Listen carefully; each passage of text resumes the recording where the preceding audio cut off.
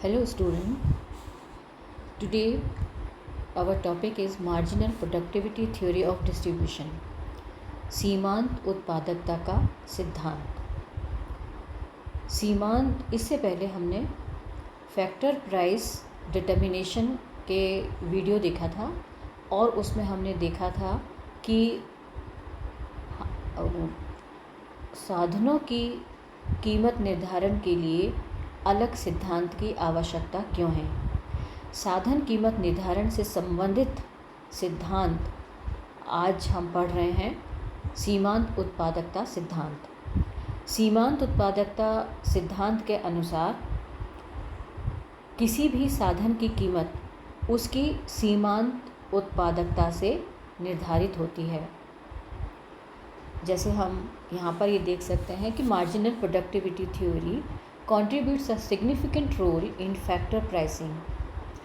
This refers to the increase in amount of output by the addition of one unit of factor of production while keeping other factors constant. यानी एक साधन को स्थिर रखकर जब परिवर्तनशील साधन की हम मात्राएं लगाते हैं तो उससे उत्पादन में कितना परिवर्तन होता है वो उस साधन की सीमांत उत्पादकता कहलाती है. साथ ही मार्जिनल प्रोडक्टिविटी का जो संबंध है वो परफेक्ट कंपटीशन से होता है. यानी ये इसकी एक प्रमुख बेसिक अजम्पशन है कि इसमें हम ये मान कर के चलते हैं कि there is a perfect competition in factor as well as commodity market. यानी वस्तु बाजार में और साधन बाजार में पूर्ण प्रतियोगिता की स्थिति पाई जाती है. पूर्ण प्रतियोगिता का मतलब है कि साधन की कीमत बाजार में पूर्ण प्रतियोगिता से निर्धारित होती है और फर्म को वो कीमत मिलती है.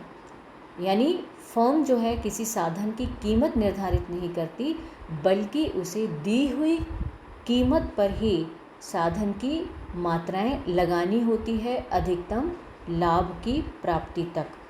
तो इस तरह से कोई भी फर्म, जब हम मार्जिनल प्रोडक्टिविटी थ्योरी पढ़ते हैं तो कोई भी फर्म साधन की कीमत निर्धारित नहीं करती, वो केवल प्राइस टेकर होती है. यानी वो केवल कीमत उसको मिली हुई होती है और उस मिली हुई कीमत पर ही साधनों की इकाइयों का उपयोग करती है. और आगे बढ़ने से पहले हमारे लिए ज़रूरी है कि इस सिद्धांत की मान्यताएं क्या हैं. सबसे पहली assumption, there is first and the basic assumption is perfect competition in product market and in factor market. यानी साधन बाजार और वस्तु बाजार में पूर्ण प्रतिस्पर्धा पाई जाती है. दूसरा है होमोजेनाइटी ऑफ फैक्टर्स. यानी साधन समरूप होते हैं. समरूप का मतलब है कि साधन की जितनी भी इकाइयां हैं वो सभी की सभी एक जैसी होती हैं, यानी समान रूप से कार्यकुशल होती हैं. तीसरी अजम्पशन है परफेक्ट सब्स्टिट्यूटेबिलिटी. यानी पूर्ण रूप से प्रतिस्थापन संभव है. यानी श्रम की जगह हम पूंजी को प्रतिस्थापित कर सकते हैं और अपने लाभ को या उत्पत्ति, कोई भी फर्म उत्पत्ति अधिकतम करके अपना लाभ बना सकती है. नेक्स्ट अजम्पशन है परफेक्ट मोबिलिटी. इसमें ये मान के चला जाता है कि साधन जो है वो पूर्णतया गतिशील है. यानी एक उपयोग से दूसरे उपयोग में, एक फर्म से दूसरी फर्म में, एक जगह से दूसरी जगह पे वो आसानी से आ जा सकते हैं. नेक्स्ट है डिविजिबल फैक्टर्स. यानी साधन जो हैं वो विभाज्य हैं. यानी उनको हम छोटी छोटी इकाइयों के रूप में विभाजित कर सकते हैं, बांट सकते हैं. Various factors of production can be divided in small parts. छोटे छोटे भागों में भी हम उनको बांट सकते हैं. नेक्स्ट जो अजम्पशन मार्जिनल प्रोडक्टिविटी थ्योरी में हम लेते हैं वो है फुल एम्प्लॉयमेंट. यानी पूर्ण रोजगार की अवस्था की दी हुई कीमत पर सभी व्यक्ति, यदि जो काम के इच्छुक है उन सभी को काम मिल जाता है. Next assumption is technology does not change. यानी तकनीकी में किसी भी तरह का कोई परिवर्तन नहीं होता. Last but not the least assumption is long run analysis यानी मार्जिनल प्रोडक्टिविटी थ्योरी जो है वो दीर्घकाल से संबंधित होती है। So these are the basic and important assumptions regarding marginal productivity theory of distribution. Now here are some limitations also। ये जो सिद्धांत है मार्जिनल प्रोडक्टिविटी थ्योरी है, इसकी कुछ सीमाएं हैं। जब हम लिमिटेशन की बात करते हैं तो आपके क्वेश्चन पेपर में आलोचना क्रिटिसिज्म यदि आता है तो उस क्रिटिसिज्म में हम इसकी लिमिटेशंस ही रखेंगे, और लिमिटेशन में हम सारी ये जो मान्यताएं हैं इनको आधार बना करके हम इनकी आलोचना करेंगे। तो सबसे पहला जो इसमें हम लेते हैं लिमिटेशन में कि ये अनरियलिस्टिक अजम्पशंस पर बेस्ड है, यानी मार्जिनल प्रोडक्टिविटी थ्योरी की जितनी भी मान्यताएं हैं वो बड़ी अवास्तविक और अव्यवहारिक हैं, जो कि व्यवहार में पॉसिबल नहीं होता है, और आप एक एक करके पॉइंट लेकर के आप उनकी लिमिटेशन या उनकी आलोचना करते जाएंगे, और डिटेल में पॉइंट आप सब लोगों की बुक्स में दिए हुए हैं।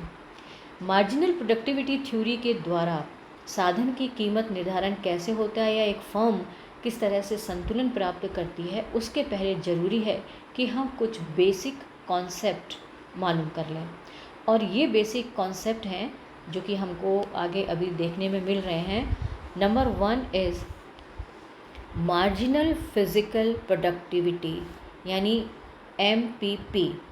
MPP यानी जब हम किसी अन्य साधन को स्थिर रख करके जब हम एक साधन की मात्रा में परिवर्तन करते हैं तो इससे कुल उत्पादन में कितना परिवर्तन होता है, यह उस साधन की मार्जिनल फिज़िकल प्रोडक्टिविटी कहलाती है, सीमांत भौतिक उत्पादन कहलाता है। यदि हम जस्ट फॉर एन एग्ज़ाम्पल श्रम की बात लेते हैं तो श्रम की जब हम उदाहरण लेते हैं तो MPPL यानी लेबर का सीमांत भौतिक उत्पादन चेंज इन टोटल प्रोडक्शन यानी डेल्टा TP डिवाइडेड बाय श्रम की मात्रा डेल्टा L। जब हम इस तरह से डेल्टा TP में परिवर्तित श्रम की मात्रा का भाग लगा देंगे तो हमको MPP मिल जाता है, सीमांत भौतिक उत्पादन मिल जाता है। नेक्स्ट है VMP यानी वैल्यू ऑफ मार्जिनल प्रोडक्टिविटी। जब हम जो भी हमारा MPP हमको मिलता है, ये MPP जब हमको मिलता है, सीमांत भौतिक उत्पादन मिलता है, यदि हम वस्तु की कीमत से उसको मल्टीप्लाई कर देते हैं तो वो हमको VMP के रूप में मिलता है, वैल्यू ऑफ मार्जिनल प्रोडक्टिविटी, सीमांत भौतिक उत्पादन का मूल्य। नेक्स्ट कॉन्सेप्ट है MRP मार्जिनल रेवेन्यू प्रोडक्टिविटी, सीमांत आय उत्पादकता। सीमांत आय उत्पादकता में हम क्या देखते हैं, MRP is the change in total revenue. अब इसको हम जब रेवेन्यू से रिलेट करके देखते हैं तो कुल आय में होने वाला परिवर्तन किसकी वजह से, श्रम की अतिरिक्त इकाई को लगाने से कुल आय में, फर्म की कुल आय में जो परिवर्तन होता है वो उस साधन की सीमांत आय उत्पादकता कहलाती है। और इसको हम कैसे मेज़र कर सकते हैं, this is equal to delta TR यानी कुल आय में होने वाले परिवर्तन को यदि हम श्रम की परिवर्तित इकाई से डिवाइड करते चले जाएं तो हमको MRPL मिल जाएगी, उस साधन की या श्रम की सीमांत आय उत्पादकता मिल जाती है। तो इस तरह से हम MRP को MPPL इंटू MR से भी मालूम कर सकते हैं। तो इस तरह से ये बेसिक कॉन्सेप्ट हैं सीमांत उत्पादकता सिद्धांत को समझने के लिए। अभी तक हमने जो कुछ भी डिस्कस किया था बच्चों, वो चीज़ यहाँ पर हमने हिंदी में लिखी है।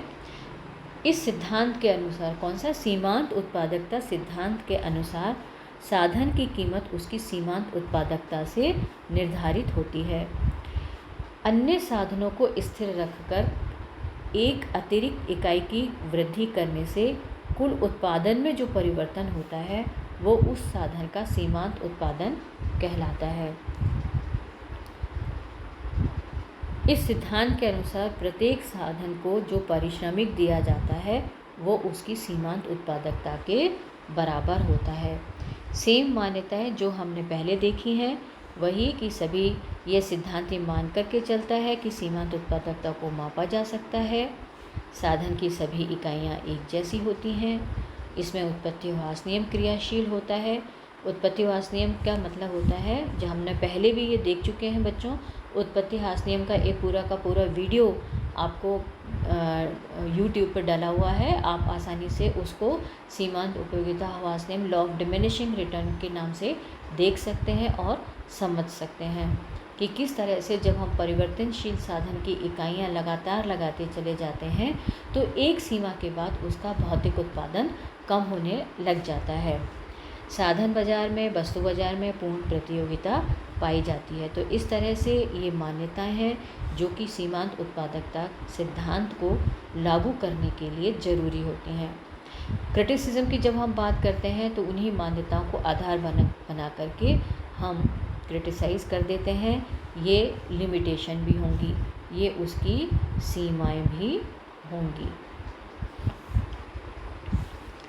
इसी तरह से जब हमने ये देखा, ये जो सीमांत उत्पादकता की माप है वही अभी जो मैंने आपको समझाया है, सीमांत भौतिक उत्पादकता, सीमांत आगम उत्पादकता, सीमांत उत्पादकता मूल्य, ये सब हमने अभी समझा और आप ध्यान से इसको पढ़िए और समझिए।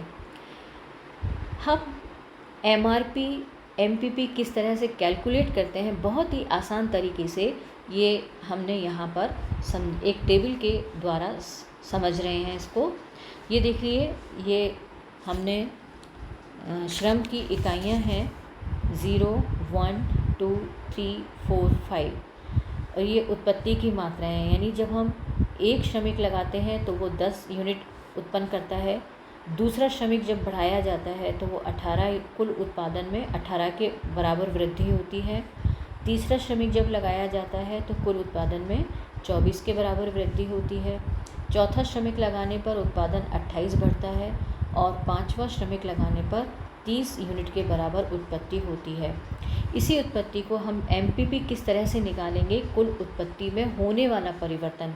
हमने उसमें क्या देखा था कि delta TP divided by delta L की श्रम की मात्रा में परिवर्तन से, अब आप देखिए एक एक इकाई का हम परिवर्तन करते चले जा रहे हैं तो जो चेंज है, तो आप देखिए उत्पत्ति में क्या चेंज है, 10 से 18 हुआ 8, तो 18 8 डिवाइडेड बाई 1, 18 से 24 चेंज कितना हुआ 6 divided by 1 is equal to 6, 24 से 28 4 डिवाइडेड बाई 1 4। तो इस तरह से हम सीमांत भौतिक उत्पादकता की कैलकुलेशन कर लेते हैं।